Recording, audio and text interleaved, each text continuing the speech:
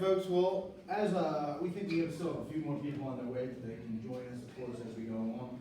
I want to welcome you all to the Braddock Battlefield History Center. Is this anyone's first time being here? Yeah.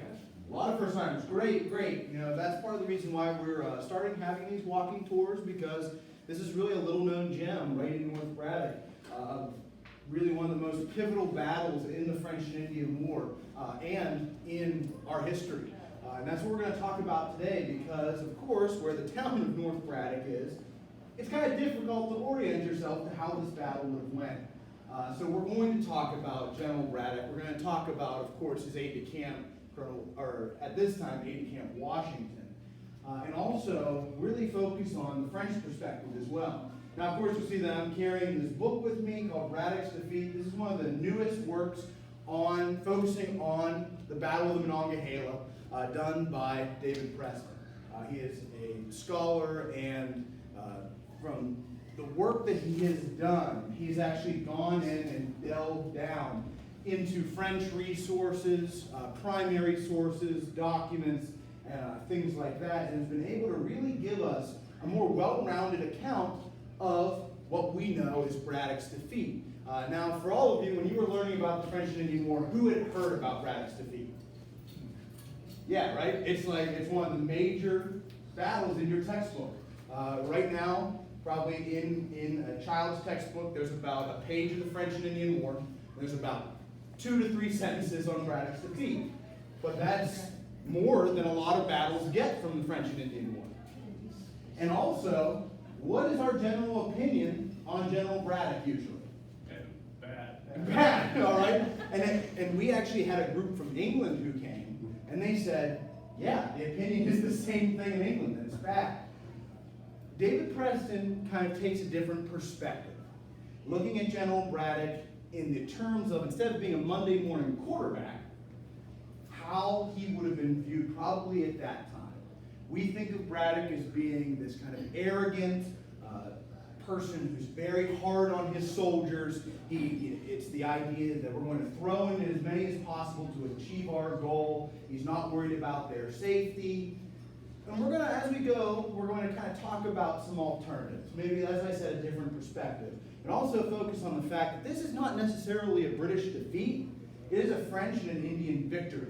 Because, of course, the Native Americans, who are the best frontier fighters in the world at the time, are the key to this battle.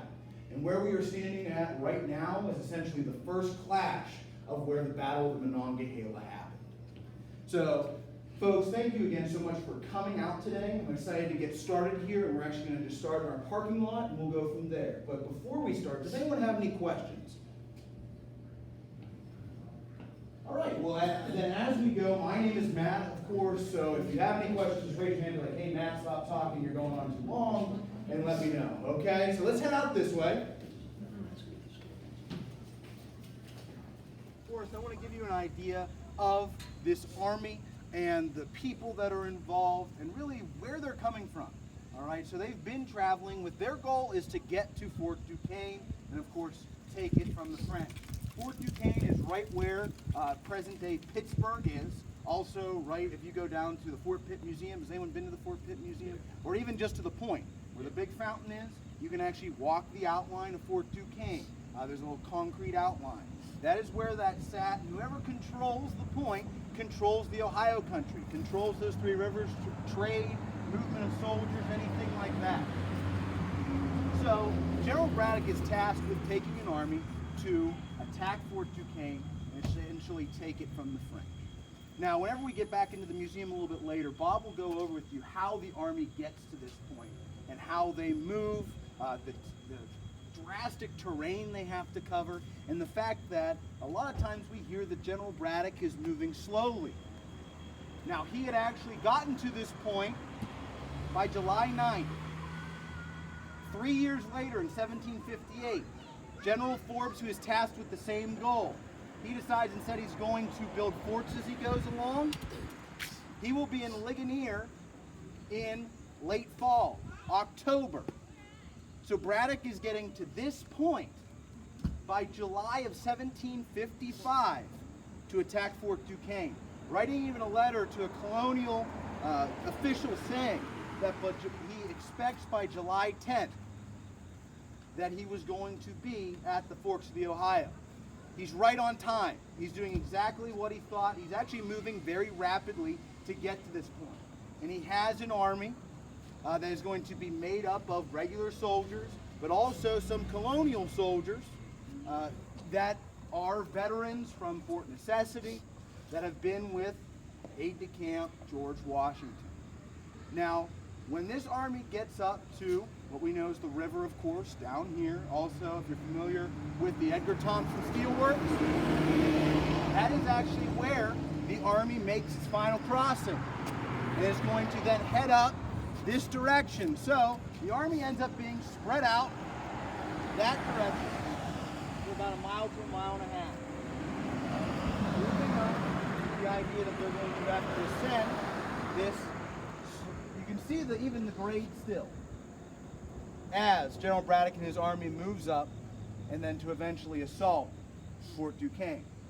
Now, of course, the obvious place for an ambush would have been at the river. Braddock's army crosses it twice. For the French to come out, that's where they are at their most vulnerable. So to give you an idea of when they're crossing that river, how the British are at this point.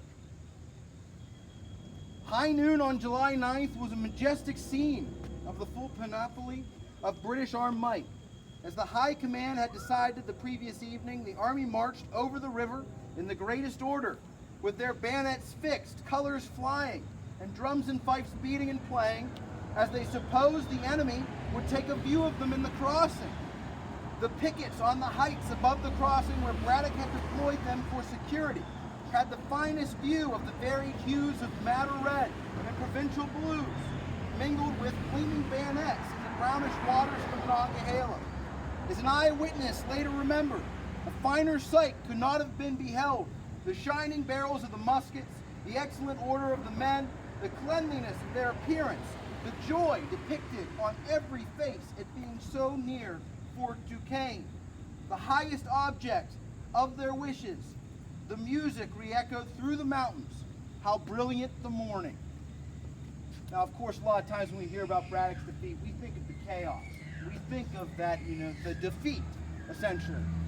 If we take us back to July 9th on the morning, these soldiers are not thinking of the worst that could possibly happen.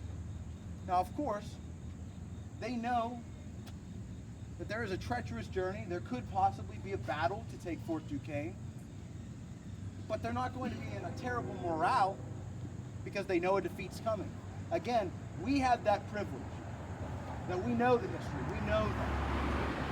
And I think as we go along, we're going to see this with General Braddock as well. So, that morning they've moved across the stream. Now also, the French know that the British are moving to attack Fort Duquesne. A lot of times we have heard that it was just a bump in the woods. That both of these forces were similarly surprised. Through documents that have been found out, that is just not simply true. The gentleman who is in charge of the French Beaujeu, he is a veteran of this terrain. He has an idea of what he's going to do to this army, and what he's going to do is he's going to use his Indian allies to his best possible ability. In previous battles and previous instances, he's used what's called these small auxiliary parties, where essentially Native American groups and milice, which is just a fancy name for militia, are able to spread out and move very quickly to attack the enemy.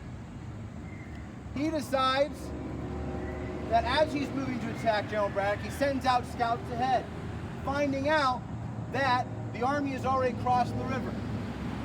He knows that. So he's not going to continue this plan of I'm going to ambush them at the river. Instead, he is going to have to recalibrate on the run. And that's exactly what he does. He decides that he's essentially going to improvise an ambush, using his Native American allies that are allied with him from Fort Duquesne, and he's going to use his regulars that he has, and he's going to put them 15 abreast in the road, with the idea of kind of being that stopper, that blocker for this British army. And then he's going to use his Native American allies.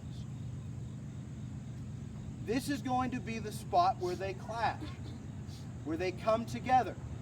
Beaujeu knowing that the British are here. The British are going to be alarmed. In that moment, possibly cries coming out saying, the Indians are upon us, as we have a road building crew that is back here. Behind that is going to be a wagon train and soldiers. Grenadiers are going to be pushed out to the front to go deal with the threat that is ahead. Now I will have you keep in mind, when we think of General Braddock, his Native American support was very minimal. A handful of Native American allies were able to be used as scouts. But General Braddock, knowing this terrain, as he got into the wilderness, realized he needed flanking parties. He put a third of his force out as flankers. A lot of times when we hear about Braddock, we think that he's inept. We think that he doesn't understand colonial fighting. This was the first time a lot of these British officers are going to be out here for this terrain, this wilderness, hills. Braddock was chosen because he had previously had a high-ranking position at Gibraltar, which had to deal with a lot of indigenous people, and he had a very large garrison that was there. That's the reason why he was picked. He worked well with the indigenous people, and his men liked him. And we're going to find that out a little bit later on, that General Braddock was actually probably more of a soldier's general than we've ever thought. But he decides that he's going to put out flankers to stop any potential ambush, especially because that's why he scheduled those pickets that I just read about at the river crossing. So, when they do clash right here, they show us on several maps that we have, also through primary source documents, that oddly enough, at the beginning of the battle, the British have the advantageous ground by some sort of fluke. There's a small ravine. 6th Street follows a lot of that ravine. All right, now of course it's not just right here, but we can even see some of that grade, all right, that is still here of the edge of that ravine, and also it kind of goes up even further up the ground that we'll see when we move up the hill.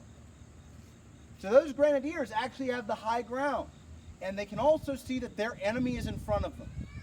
15 abreast, pretty much equal to what the grenadiers are. And they let out several volleys that are devastating to those French regulars that are in the road. Many of those French soldiers actually, since they are lower in the ravine, probably fire above the grenadiers and overshoot them or undershoot them. There are apparently screams of the British saying, "God save the king," because things are going so well. In the first few volleys, Beaujeu, who's out in front leading his soldiers, is killed. The leader of the French is killed in the first few volleys. But little do the British and Braddock know, he's already in trouble, because the battle plan was that, of course, those regulars would stay in the road. He was going to use his Native American allies in almost a half moon, a crescent moon, that would spread out. And he said that once he engaged, that the Indians essentially should take the battle themselves, moving down the flanks. Now, of course, with this first engagement and with that battle plan, you can probably imagine that those Native Americans immediately started to do what they do best, and that is move down the flanks and now make this into a running battle. Now, Captain Dumas is going to take over command at that moment when Beaujeu dies. But he also, instead of just immediately stepping forward and being able to lead his troops, nearly a third of them have broken rank and run because of those first few volleys. He writes that he gives the order to the Native Americans to start to move down the flanks. I think that is highly improbable, because at that moment, he has to regroup the soldiers that he has left. He has about 300. If he loses a third, now he has 200 against a massive force of British soldiers. There was a quote, I believe, later on about Native Americans saying that an Indian chief, he acts only under suggestion, not by orders. They knew exactly what to do, which actually makes this the most pivotal moment of the Battle of the Monongahela. At this moment, if those Native Americans hesitate or for some reason wait for Captain Dumas to give the order, that gives Braddock more time, because he has to adjust on the fly now, and little does he know, he has some of the worst terrain possible that he's going to have to deal with. Does anyone have any questions before we continue up this way? Yes? How deep was the river? I mean, it wasn't as deep as his back was. You could get it, you'd be able to get across it, you're looking at about knee height. So, not as we think of today when we think of the rivers where we'd have to be swimming. But they were actually, you know, there were times back then with these rivers you're able to actually walk across. What was the trace of the road? Sorry? Where's the trace of the road? Well, a lot of it's gone, but really when they're coming up this way, because we know the ravine runs parallel to what, or perpendicular. I'm not a math guy. There you go. That's why I'm the history guy. All right? Coming this way, the ravine's running this way. And that, like I said at the very beginning, that's what allows for that advantageous ground for the British. Like I said, it is a fluke. You're coming, if you could almost draw a line from the steelworks coming up. Now, of course, when you have to deal with this sloping ground, they're trying to rise up this slope slowly, because if they just try and go straight up, it's going to be a lot steeper and difficult on these soldiers. So they're kind of following the natural terrain. Any other questions, folks? I think this was all forested at the time. All forested, heavy forest, a lot of paintings. The reason I think the author kind of keeps them, or sorry, the artist keeps them open, is because it's easier for whoever's seeing the painting to be able to see what's going on. But this is a lot of, it's just all forest. Yes, in the back. Had they not,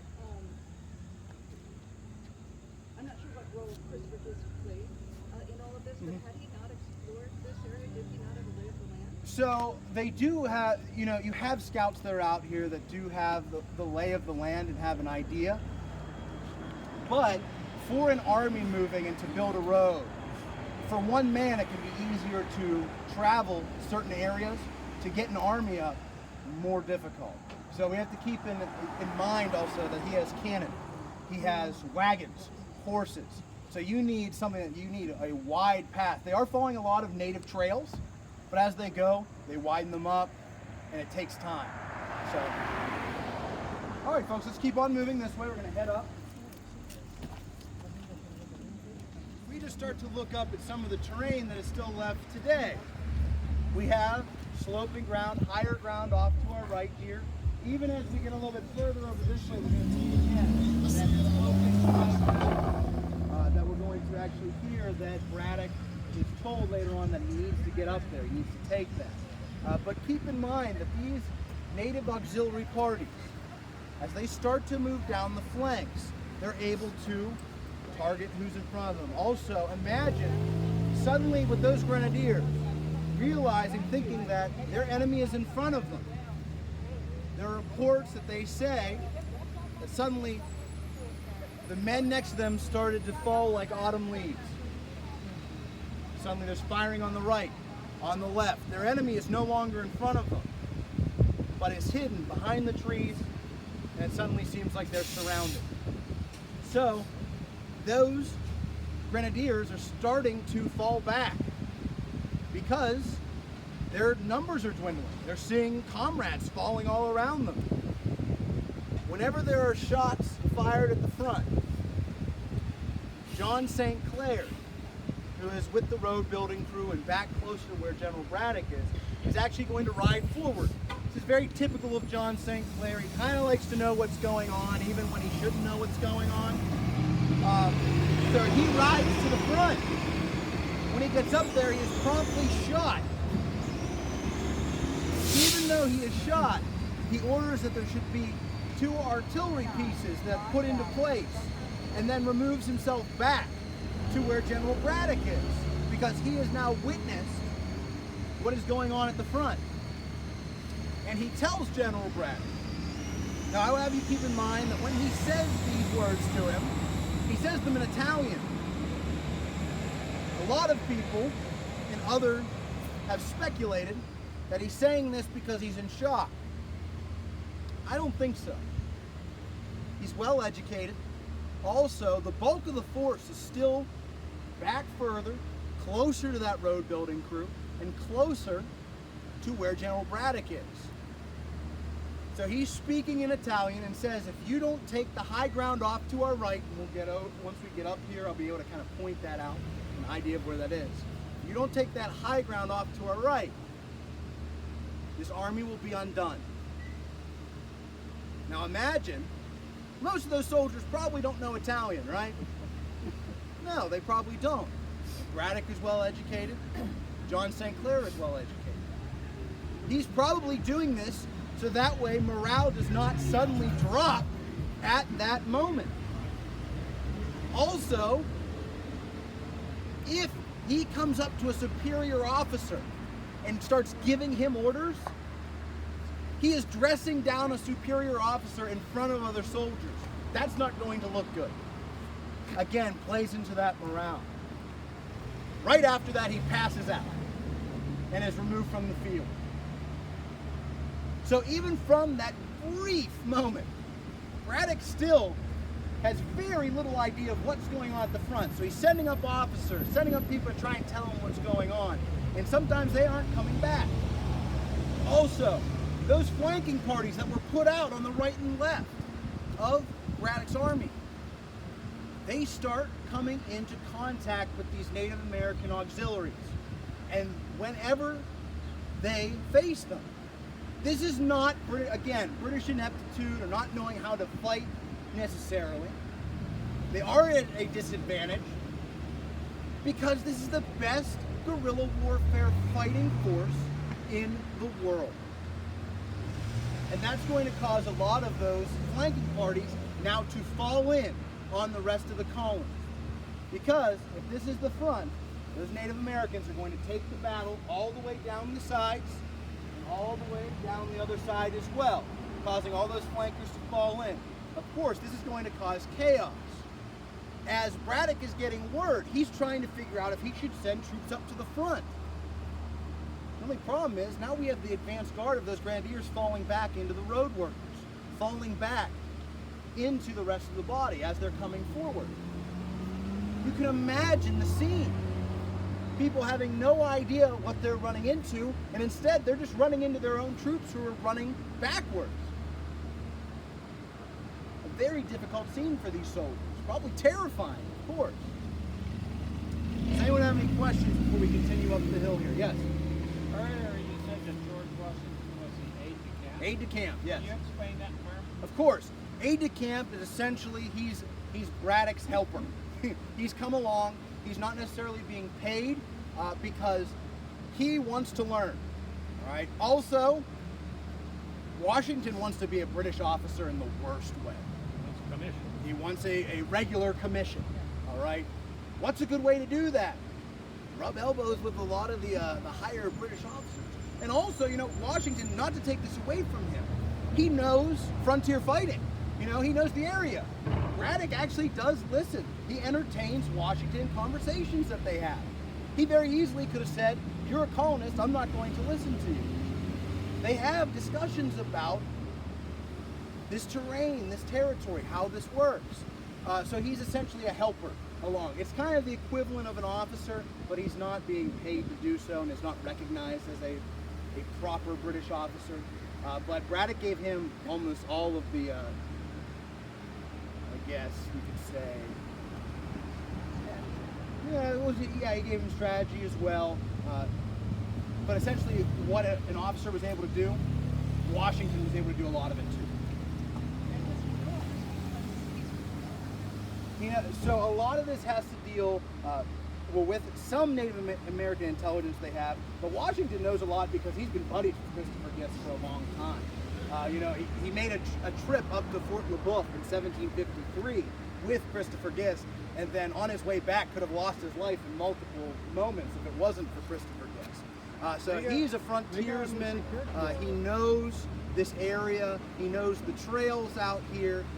So it does help to have those types of people along. But do they butt heads sometimes? Of course. You know, you have people who are from the colonies, and we have these regular British soldiers as well. Washington is with Braddock. He comes along on the journey. One thing about these first volleys, Yes. I assume that since they were British regulars, they took up ranks where the people in front would fire, fall back, the people in the back would fire, fall back, the people behind them would fire, and they would be reloading while they were falling back. But now it depends. You know, it depends on what the officer is having them do. For when you could have multiple ranks, you could do that, or they could kneel, you know, in front of them. The next rank fires, kneel, or something like that, or stand up. They could move. It all depends on what the officer is doing. Of course, like I said out here, that's 3 shots a minute is what you're hoping your soldiers can do. If you're looking at a volley, if they're having to fire at will, we're looking at that first engagement being within 5 minutes, 5 to 10 minutes. That a lot of those volleys happen. So it really depends. Well, I'm just No, assuming, yeah, of course. Are they acting like regulars, Oh, or are they scared? They're going. The Grenadiers moved to the front almost immediately under Thomas Gault. There is a report that about 20 of them, whenever the fighting does break out, either move to their right or start to turn to the back. But the officer turns them around, has them face to the front, and move right up. And essentially, Thomas Gage, you know, he's doing the best he can at the front with what he has. They're not necessarily breaking and running until they're taking heavy losses right at the front. You're going to have the muskets used at the time are mainly going to be muskets that you have. The 75 calibers that are used by the British. The French are going to have muskets as well. The Native Americans are going to have muskets. So that's going to be the main weapon used during this battle. So this is first contact right here. First contact was more right where the center is. This time kind of give you an idea of those Native Americans starting to fan out and spread down these flanks. As we move up, we'll kind of start to be able to see that, because once we get to where the main body is of this army, you'll kind of see. Yeah, you'll be able to kind of see where this is up here, and it actually gets closer as we check it.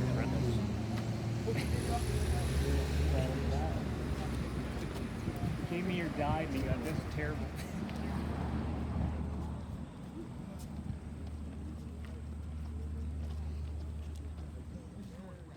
Starting to get the idea of a line, a ridge line that's there, and also just the fact that of course there are houses here, so some of this terrain has changed slightly. All right, you know, that's just kind of how it goes. Width hasn't changed a lot. Sorry, it hasn't changed. It's probably now, of course, even if you go like the Edgar Thompson Steelworks, you know, where they crossed, it's completely different. The river's higher. But we can still see the remnants of some of these terrain features. That's probably more of what I use. We'll keep on moving this way. The majority of Braddock Forest is right down here. Whenever we go down, we're going to see a statue of George Washington. Then we're going to walk onto these baseball fields where the bulk of the force was, probably close to where really, when we think of the chaos of Braddock's defeat, where they collided all in on each other. Okay? But again, like you said, you can start to see that hillside's moving a lot closer to us now, isn't it? All right. Any questions, folks, about anything you see? Or? We're going up to the top, right? Well, we're gonna go down. I was like, oh boy. That's the extreme tour. It's only $2 more. Have they done any archaeology, or did anybody over the years? Here's the thing. I'm sure people have found things over the years. You know, even when you go back to where Dunbar's camp is near Jamonville, they have found things. But you know, this was once the steel mill, and all these houses that were built. You know, you're standing. along, Braddock. You might have a better idea. I'm not a native. There's a lot of there's a lot of beautiful houses.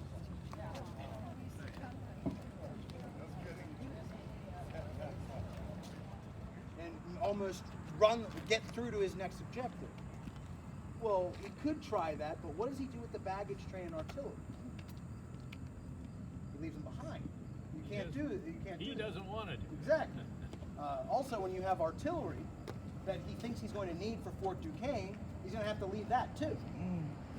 Well, what if he disengages and goes back over the river? Well, he just avoided an ambush at the river. And also, if anyone's familiar with Lexington and Concord later on, when the British are on their way back to Boston, what happens to them? Whole way back, it's a running battle, isn't it? Kind of similar to what would happen if Braddock tries to disengage. He's already engaged his enemy. He's in a fight. The only way he's going to win this, as we're looking at this battle, is a fluke that is going to save him. And he was battling time. If his scouts for some reason had been 20 minutes ahead, that gives him 20 minutes to try and figure out a defensible position. It's near impossible for him to win this battle. The only option he has is he has to fight. Now, of course, as this flanking maneuver happens, as these Native Americans cause those flanking parties to push back in on the army, that chaos ensues. Many of the officers trying to regain control of their soldiers. What is the natural thing to do? It is to step to the front. Tell your men to line up. Where does that also put them? In harm's way. Right at that moment, many of these officers are being killed. Are they being picked off? Probably. Native Americans, they're not stupid. They've known how to fight this type of battle for years. They're hiding behind trees. They're moving constantly. They're making their numbers even seem like there are more by the noise they are making. There's smoke covering the field. It's difficult to see. Someone mentioned earlier about friendly fire. Once Braddock sees that the working party is falling back, those grenadiers are coming back, those flanking parties are coming in, his officers are trying to regain essentially control. There are times whenever realizing that high ground is off to the right, that we're going to send troops up to try and take that high ground, just like John St. Clair said. Right? Am I vindicating John? Oh, not necessarily. He made an observation on the battlefield that was right. High ground is important at this moment. Sending up troops to go deal with the French. But again, they are all along this ridge line. This is dense, big forest. It's going to be difficult to try and dislodge them from that point, especially as they're continuing that maneuver. The only way to actually be able to deal with this would be to somehow disengage some of your forces. And someone brought up Bushy Run earlier. This happens at Bushy Run, where they disengage a group of soldiers and are able to pull around to the flank. Also, this of course is smaller numbers being used.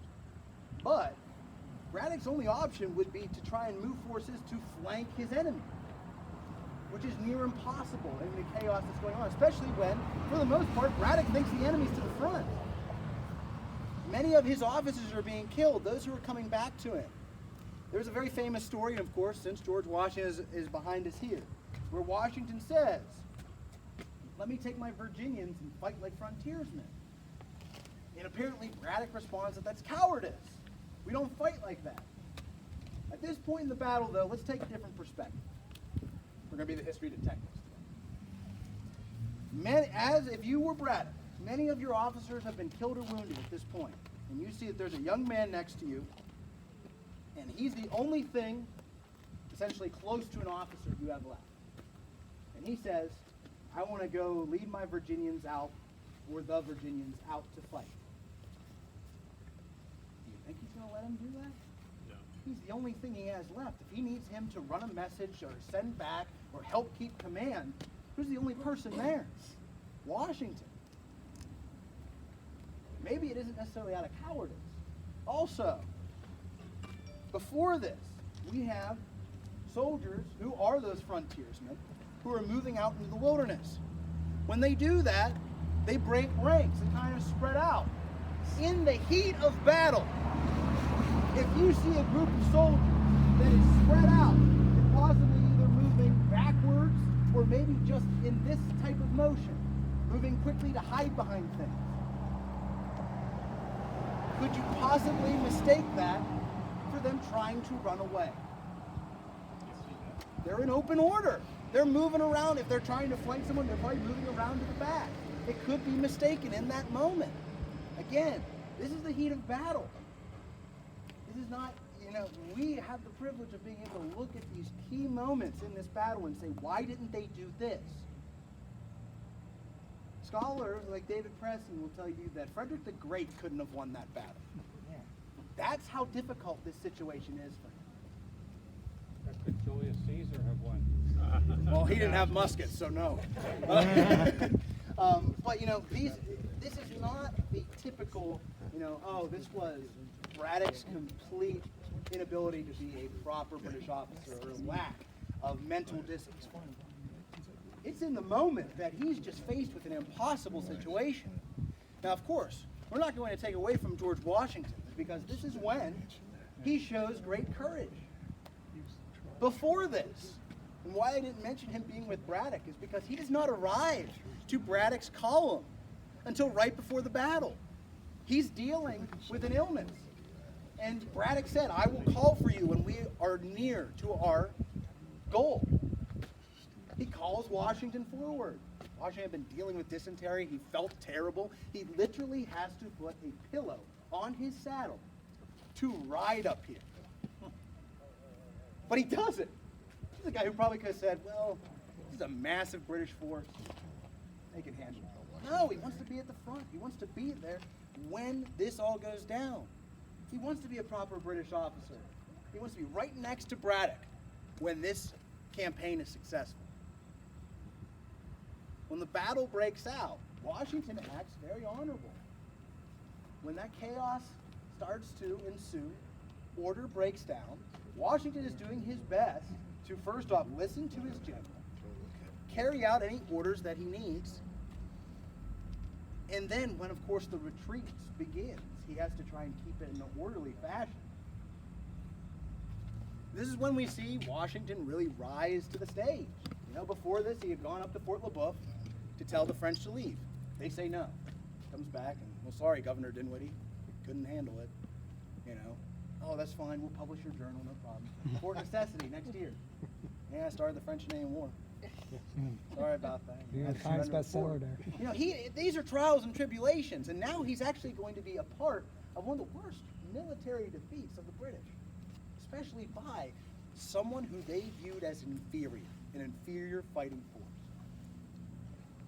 It's amazing that he's able to, and he's sick the whole time.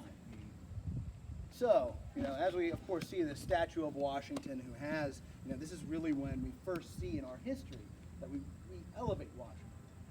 Many people remember this. He was the hero to many of those colonists as the hero of the Monongahela. But Braddock, he ends up dying. Can't really defend himself, can he? And guess what? There's a lot of officers who can't defend him either. So, I've heard that Washington helped him, Braddock, after he was wounded and was even with him when he died. yes, he's right now. He's right near Braddock when that happens. During this fight, just to imagine, the near-death experiences that Washington has. He has musket balls pierce his coat. Braddock literally has 4 horses shot from under him. That's amazing. He still gets up on a horse. And he goes to mount his 5th, and that's when he's shot. So, folks, what we're going to do, we're going to walk onto these baseball fields here, just because that is where this is the main bulk of that force that is falling into chaos. No, so actually that little spot there, actually, it was a tree. I don't know if the tree is named So I don't believe. Now the thing is, we still like right in this area though. You have to imagine that those are Braddock's dead. They were actually buried right around here, somewhere under this. So remember when John St. Clair was talking about high ground? That's it. That's his high You know, you can see very easily this high ground that they're talking about. And this is probably along here, a little bit stretched out a little bit further, but this, we can imagine, this is about as close as we can get to where General Braddock was actually received his fatal wound. The fact is, when I said, you know, when I was reading this book, you know, I highly suggest if you're very interested in the topic, check this out. It reads. I finished it very quickly. But when Preston talks about the battle, there's a last-ditch effort essentially when all these troops are colliding on each other, where he sends in the colors. And what he's saying is, you send in your flags and you try and separate them. So essentially, that the men will gather to their flag, the standard bearers. So I think that kind of gives us a better picture of how chaotic this really was. The fact that we have men so jumbled up on each other, Braddock, when looking around, isn't necessarily sure which unit is which unit. He's telling the flags, go in, separate these soldiers. When he's mounting his 5th horse, he's going to be shot.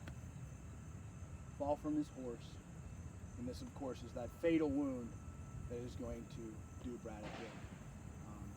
There are stories that he says that he wants to die like an old Roman. That he would rather he would rather kill himself on the field than have to deal with this. So he is then lifted though in his officer's sash. That is made out of silk, very strong. Carried him off the field, put in a tumble cart, and then removed. This is it.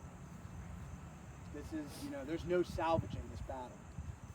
At that point, they had even tried to send troops to the front to try and get the artillery that was there.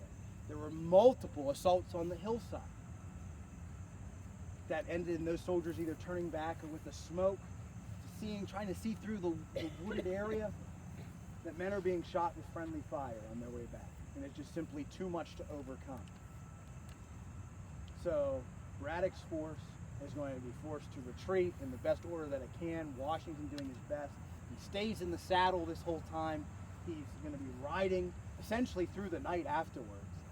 But also, I do want to just take a moment to mention that at the back of this, we have the baggage train. It is down near to where the S bend is, near the steelworks. When you come in, there's kind of an S that you follow to come into Braddock. That is where the baggage train was. And there were some provincial soldiers, colonial soldiers, who were with the baggage train. And they are going to be what actually acts kind of as like a cork, essentially a stopgap at the back of the army. So whenever they apparently hear the first shots, they decide that either by command of their officer, and some of these are, you know, veterans of Fort Necessity, they fan out to the trees. So essentially now, when those Native Americans are moving down the sides, there's your block. That's going to be what hopefully stops the best that they can. It's going to allow for this terribly, almost destroyed army to move back through. Braddock, John St. Clair, Washington, and this battle that started about 1 o'clock, we're seeing pretty much by 4 o'clock it's going to be over. That this is what we know as Braddock's doing. They're going to then have to retreat across the river. Of course, even some of the Native Americans follow them down to the river and kill some of the men who are there. And they're going to fall back to a place called Dunbar's Camp, which is where the rest of the army was. Now, you took some of the supplies, they went. The rest of it had to stay behind at what we call Dunbar's Camp. And 9:30 in the morning, July 10th, is when some of those soldiers are coming in to Dunbar's Camp with these horror stories of what has just happened to this force. So it is one of the worst military defeats by the British at this point. Braddock is mortally wounded. His his ego, whatever you want to say, is destroyed, his courage, essentially.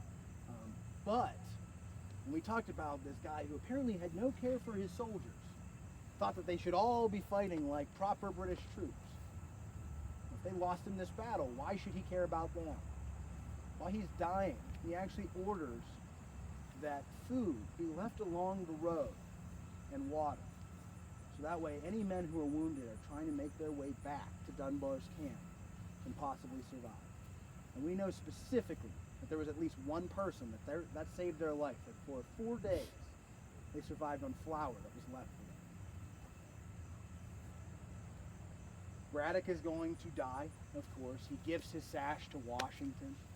Washington owns it for the rest of his life. It's actually, the actual sash is at Mount Vernon today. Washington had ridden through the night to get back to Dunbar's camp. And then when Braddock dies, they decide they bury him in the road, and the rest of the army marches over where he's buried, and they hide him, hopefully, from the French and mainly any of the Indians that could possibly desecrate his body. At least that's what they're thinking. Is there a monument there now? Is there a monument for where Braddock was buried? Dunbar. Well, Dunbar is near Jumonville. You can, that was Dunbar's camp, essentially. And there is a monument for Braddock's grave. It was, if you go down, it's right along Route 40, really close to Fort Necessity. If you go down over the little hill that's there near the monument today, they have a plaque that says where they found him. Okay. Well, they're pretty sure. He was lost for years. Wasn't he reinterred?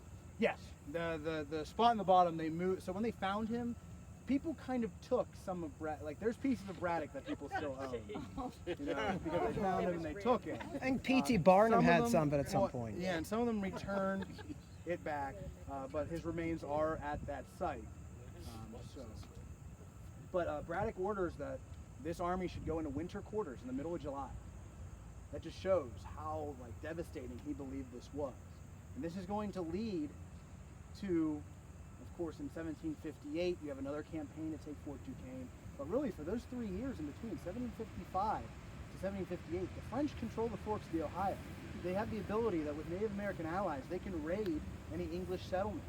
They can use the road that Braddock built to go down into what we know as Maryland and Virginia. All right? This also is going to strengthen British resolve to essentially want to eradicate New France from the map. So, in 1758, when there are multiple campaigns that are made against New France, General Forbes is going to take an army, and he is successful where Braddock was not. And when he takes Fort Duquesne, he actually orders that a detachment of men go to Braddock's field and bury the bones of their fallen countrymen. Those bodies of those British troops were left out here for 3 years. Animals, weather, because the French weren't going to bury them. They remained here. So somewhere under here, whether it's close to here, somewhere, there are those bodies of those that died in this battle. So to essentially, North Braddock, it's a memorial. The BBHC is a memorial. The fact that this is an entire battlefield. A lot of people forget that. That was awesome that kid knew. I thought that was great. I didn't, it said, hey, George Washington's here. I'm like, hey, yeah, that's awesome. Our Uber driver was asking questions. Good. See, that's the thing. That's what we do. That's what we're doing. That's why we have you folks here, is because we want to raise awareness about this site, because it was a pivotal battle. When people hear the French-Canadian War, if you say Braddock's defeat, they've heard of it. That's one thing they've heard of. So that's why we're very thankful for having all of you folks here today. Thank you so much. We hope we gave you a little bit better lay of the land to have an idea of how this battle really turns out, the impacts from it. Of course, we'll talk about that more when we go back to the museum.